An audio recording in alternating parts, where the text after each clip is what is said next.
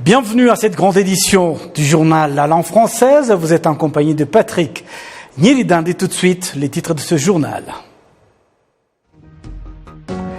Le chef de l'État, Paul Kagame, a reçu ce lundi l'ambassadeur sortant des États-Unis d'Amérique au Rwanda, Peter Vrooman, venu lui faire ses adieux. Une formation de 5 jours se tient à Kigali et regroupe des experts dans l'agriculture et l'élevage où l'on examine l'usage de l'énergie atomique dans l'agriculture en Afrique. Pose de la première pierre à l'endroit où sera construite une nouvelle branche de la technologie intitulée mécatronique à l'Institut Polytechnique de Tumba, une promesse du président français Emmanuel Macron lors de sa visite au Rwanda. Encore une fois, bienvenue à toutes et à tous. Le président de la République, Paul Kagame, a reçu au village Urugwiro cet après-midi l'ambassadeur sortant des États-Unis d'Amérique au Rwanda, l'ambassadeur Peter Vrooman. Les diplomates américains, au terme de sa mission au Rwanda, venaient faire ses adieux au président de la République. Depuis longtemps, les États-Unis d'Amérique entretiennent d'excellentes relations avec le Rwanda, axées surtout sur les domaines variés tels que la sécurité, la santé et l'éducation. Et puis des experts en agriculture indiquent qu'il y a d'exemples de pays, dont ceux d'Afrique, qui se sont servis de la science de l'énergie atomique dans le domaine agricole avec des résultats satisfaisants. Kassim Issouf nous fait le point. L'énergie atomique ne concerne uniquement pas des activités militaires, mais peut être utilisée notamment pour le développement humain dans divers domaines. Le directeur général du projet de l'utilisation du nucléaire à l'Office rwandais de développement de l'agriculture et l'élevage RAB souligne qu'il y a beaucoup d'exemples de pays qui utilisent l'énergie nucléaire dans l'agriculture et qui ont obtenu des résultats satisfaisants. Igihugu cya Ghana muzi bafite ibihingwa by'amateke n'amateke. On cultive au Ghana des colocas et des ignames destinés à l'exportation. Pour qu'ils ne soient pas détériorés durant le transport, on utilise de l'énergie atomique. Pour conserver des tomates pendant longtemps, on utilise de l'énergie atomique. C'est là un exemple pour l'Afrique. En Europe, beaucoup de pays utilisent cette technique, notamment en Autriche, où se trouve le siège de l'Agence internationale de l'énergie atomique. International Atomic Energy Agency. La culture de manioc est pratiquée dans divers pays d'Afrique, mais la production diffère d'un pays à l'autre, suite notamment au changement climatique, des semences qui ne supportaient pas l'acidité du sol et des maladies. Des chercheurs en agriculture dans différents pays africains indiquent que l'acquisition des connaissances sur l'utilisation de l'énergie atomique est importante pour les agriculteurs du continent. At least there will be increase in farmers' yield from 14 tons per hectare. Si la production par hectare peut passer de 10 à 20 tonnes ou plus dans tel ou tel autre pays, et si au Nigeria la production est de 20 tonnes par hectare, qui peuvent doubler, il est évident que l'agriculteur gagnera plus d'argent, son bien-être va s'améliorer, surtout pour ceux qui cultivent le manioc. Nous voulons que la production augmente et c'est bénéfique pour le dernier consommateur car c'est lui qui utilise cette production.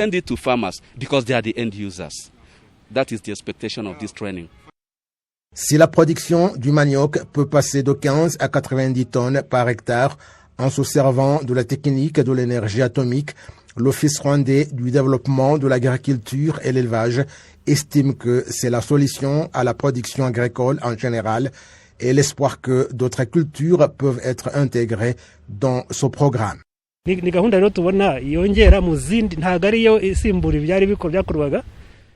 C'est un programme qui vient s'ajouter aux autres, mais ne remplace pas ceux qui sont en cours.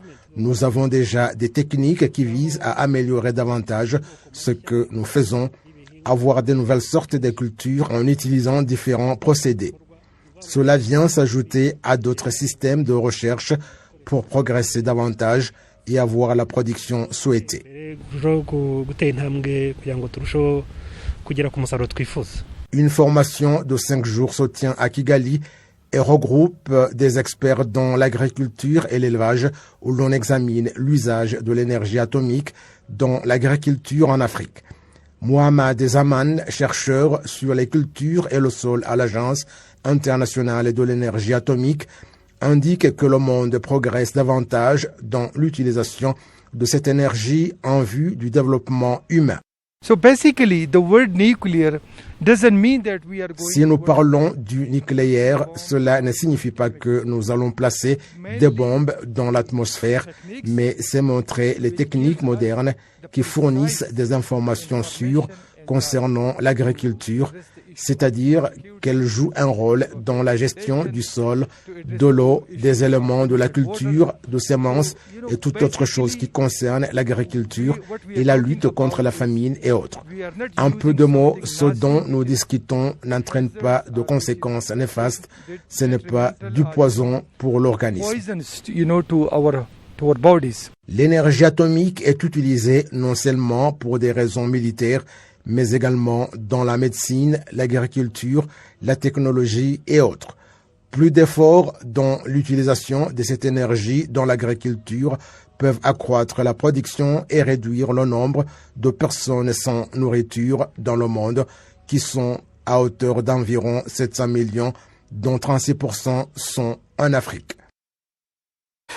Justice à présent, la poursuite du procès en appel du Paul Rusesabagina et ses 20 co-accusés, anciens membres du groupe MRCD FLN. Le ministère public a requis la perpétuité contre Rusesabagina, condamné à 25 ans d'emprisonnement par la Haute Cour. La suite avec Jean Damascène Manchim. Dans l'audience de ce lundi à la Cour d'appel, le ministère public a détaillé ses motifs d'appel, notamment pour des accusés qui ont bénéficié de l'allègement des peines. Il a rejeté en bloc les arguments des juges de la Haute Cour d'alléger les peines de ces accusés pour avoir plaidé coupable et faire objet de poursuites pour la toute première fois. Le ministère public a montré que la Cour n'a pas tenu en considération la gravité des crimes pour lesquels ils sont poursuivis et les conséquences néfastes qu'ils ont entraînées sur la vie de la population, notamment des pertes en vies humaines et des biens endommagés. Concernant Paul Rusesabagina, l'accusation s'est élevée contre le concours d'intention exercé sur les chefs d'accusation qui pesaient contre lui, ajoutant que son aveu n'était pas complet. Le ministère public a par conséquent montré que Paul Rusesabagina devrait écoper d'une plus lourde peine, l'emprisonnement à vie, au lieu de 25 ans de réclusion. Pour le ministère public, le soi-disant aveu de Rusesabagina devrait s'accompagner d'une contrition et d'une demande de pardon avec la réparation des dommages causés. Motivant toujours ses motifs d'appel, l'accusation a rappelé qu'au cours du procès, Paul Rusesabagina a préféré boycotter les audiences de la Haute Cour, ce qui devrait plutôt servir de circonstances aggravantes selon l'accusation. D'autres accusés à la barre ce lundi sont Marc Nizeimana, Anastase Mounianeza, Félicien Sanzubukire, Angelina Mukandutiye, Herman Sengimana, André Kwitonda, Emmanuel Nshimimana, Jean-Chrétien Ndagijimana et Théogène Akizimana. Ces derniers ont demandé à la Cour d'alléger leur peine car ils ont plaidé coupables dès leur comparution initiale, alors que le ministère public a requis plutôt des peines plus lourdes. Rendons-nous à présent au district de Rulindo, où il y a eu donc la pose de la première pierre, à l'endroit où sera construite une nouvelle branche de la technologie et l'information, intitulée Mécatronique, à l'Institut Polytechnique de Tumba, dans le cadre d'améliorer la compétence des enseignants du même domaine. Cette initiative, dont la valeur est près de 4 milliards de francs rwandais, un don que le président français Emmanuel Macron avait promis à cet institut. Le récit d'Ismaël Mwanafunzi. Ce lundi, le directeur pays de l'Agence française de développement AFD en sigle et la secrétaire d'État rwandais en charge de la formation technique et professionnelle au ministère d'éducation ont posé la première pierre de la construction de 20 salles de classe et 8 laboratoires à l'Institut Polytechnique de Tumba. Il est prévu de construire une nouvelle branche de la technologie pour renforcer les compétences des enseignants. Ceci fait suite à la visite du président français Emmanuel Macron en mai 2021 lorsqu'il a promis aux jeunes Rwandais de cet institut de contribuer à leur éducation. Donc c'est une subvention que l'État français, au travers de l'AFD, met à disposition du gouvernement du Rwanda. Cet argent est mobilisé par Rwanda Polytechnique et va permettre donc la construction de ce département de mécatronique, mais également de soutenir 4 TVET schools dans la région, travailler avec le district de Rulindo pour vraiment une approche territoriale et s'assurer que le secteur privé de la région est bien en lien avec ces écoles et que les étudiants qui vont être formés trouveront ensuite un emploi.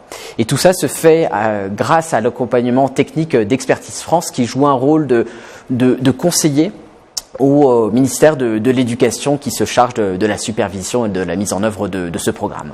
La secrétaire d'État rwandais en charge de la formation technique et professionnelle au ministère de l'Éducation, Madame Claudette Irere, indique que cette nouvelle branche de mécatronique vient relever le défi du manque de personnel qualifié.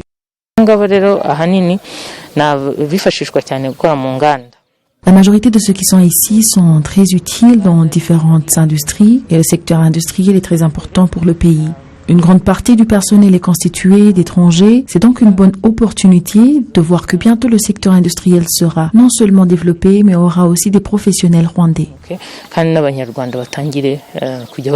Les étudiants d'IPRC Tumba témoignent de l'importance de cette branche de mécatronique qui leur permettra d'améliorer leurs connaissances. Je vais accroître mes connaissances et je pourrai bien me démarquer sur le marché de travail. Cela augmentera aussi l'utilisation de la technologie. Il y aura également plus d'étudiants.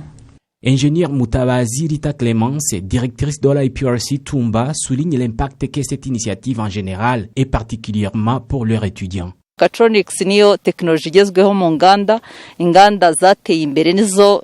La mécatronique est la nouvelle technologie moderne utilisée dans les industries.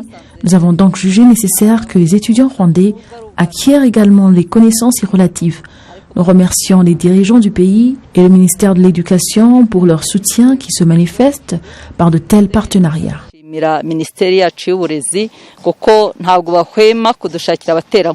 La construction de ces salles de classe et laboratoires qui s'évaluent à 4 milliards de francs rwandais sera achevée en 6 mois. Le département de mécatronique démarrera avec 300 étudiants mais recevra chaque année plus de 100 étudiants ayant suivi des cours d'enseignement et de formation technique et professionnelle et de sciences.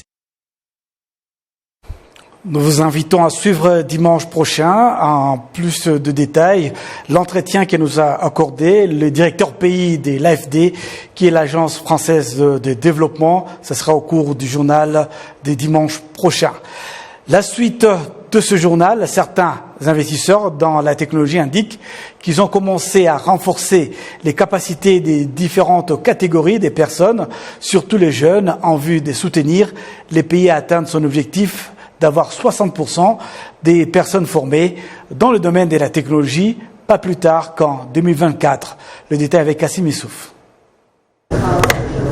Wimana Lawrence vend et répare des téléphones portables dans la ville de Kigali. Elle dit que cette activité lui permet de subvenir aux besoins de sa famille. Mon objectif est de progresser et promouvoir les jeunes en les sensibilisant à adopter le domaine de la technologie pour qu'ils puissent se développer. Il y a beaucoup de choses à faire et la réparation de téléphones n'exige pas beaucoup d'études. On peut avoir étudié autre chose, mais en attendant, on peut faire ce travail et les clients ne manquent pas. Des sociétés de technologie, tant publiques que privées, ont un peu partout dans la ville de Kigali participé au renforcement des capacités des jeunes qui se sont créés de l'emploi et trouvé des solutions à certains problèmes auxquels le pays est confronté. Je peux faire des sites web et le design, l'art numérique en général et différents logos. Ce sont là quelques techniques que j'ai apprises ici. Les entrepreneurs qui ont participé à ce renforcement des capacités des jeunes indiquent que les formations organisées sont productives. Nous, en tant qu'algorithme, avons organisé des formations à l'intention des jeunes universitaires. Nous estimons que quiconque dispose des connaissances dans cette bataille devrait les partager avec d'autres. Il y a des petits trucs simples comme Excel qui aident par exemple à faire la comptabilité.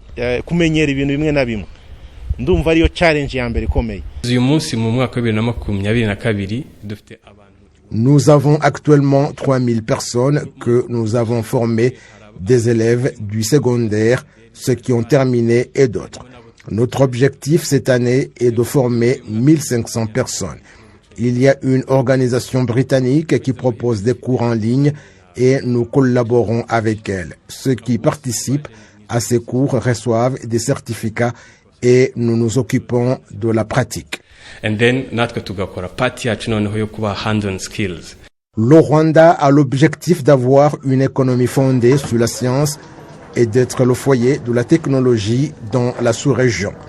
Pas plus tard que 2024, il aura augmenté le nombre des personnes formées dans le domaine de la technologie jusqu'à 60% par rapport à la situation actuelle de 20,1%.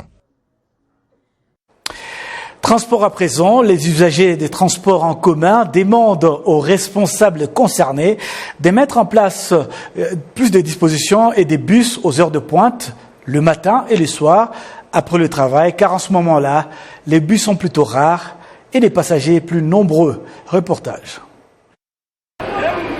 Les personnes qui utilisent les moyens de transport en commun se réjouissent du fait qu'il y ait de nouveaux véhicules et de nouvelles lignes pour améliorer l'efficacité du transport.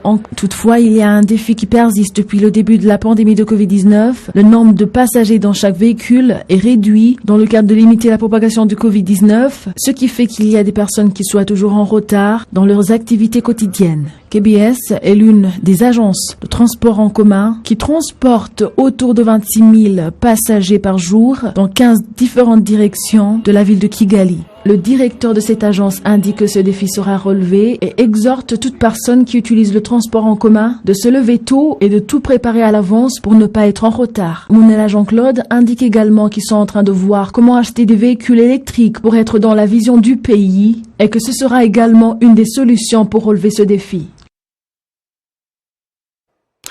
Toujours en ce qui concerne le transport, certains chauffeurs et propriétaires d'entreprises des transports en commun se plaignent des amendes établies par la police, branche de la sécurité routière, pour avoir, selon cette dernière, enfreint aux règles de la circulation routière à partir de 2012 jusqu'à l'introduction de la nouvelle technologie. Suivez.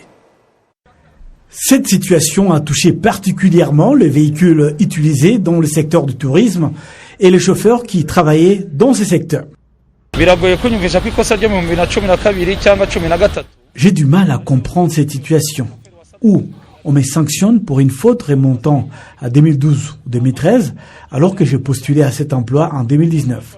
Et mon véhicule a été saisi par la police qui m'annonce que j'ai une amende de 75 000 francs et qui remonterait entre 2013, 2015 ou 2016.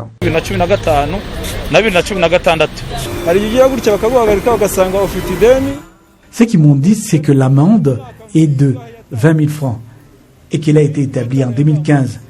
Et cette année-là, la voiture n'était pas encore achetée. Ce n'est pas clair tout ça.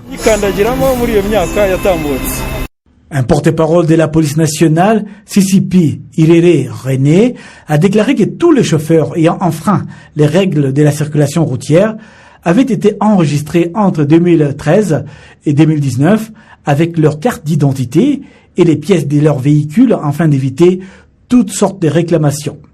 C'est en 2017 que la police nationale du Rwanda a commencé à utiliser la technologie pour enregistrer les violations au code de la route. Selon les départements de la sécurité routière du Rwanda, de 2013 à 2019, il y a eu 1 105 419 contrevenants au code de la route enregistrés. 1 72 731 ont payé leur contravention, c'est-à-dire 96,6%, alors que 32 682 n'ont pas payé cette amende, c'est-à-dire 3,7%. C'est donc avec ces rappels des titres que nous allons boucler complètement cette édition. Au nom de toute l'équipe qui m'a accompagné tout au long de ce journal, il y avait à la prise de vue, c'était Rosa, à la prise de son, c'était Jules, au graphique, c'était Scream, et puis au mixage vidéo, c'était Didacienne. L'ingénieur de l'antenne, c'était Ganza. À la direction de cette édition, c'était Janvier Karangwa Murenzi. Et au contrôle de l'antenne, c'était Caritas Ndikumana. Au nom de toute cette belle équipe, je vous souhaite de passer une excellente suite de programmes sur la télévision rwandaise.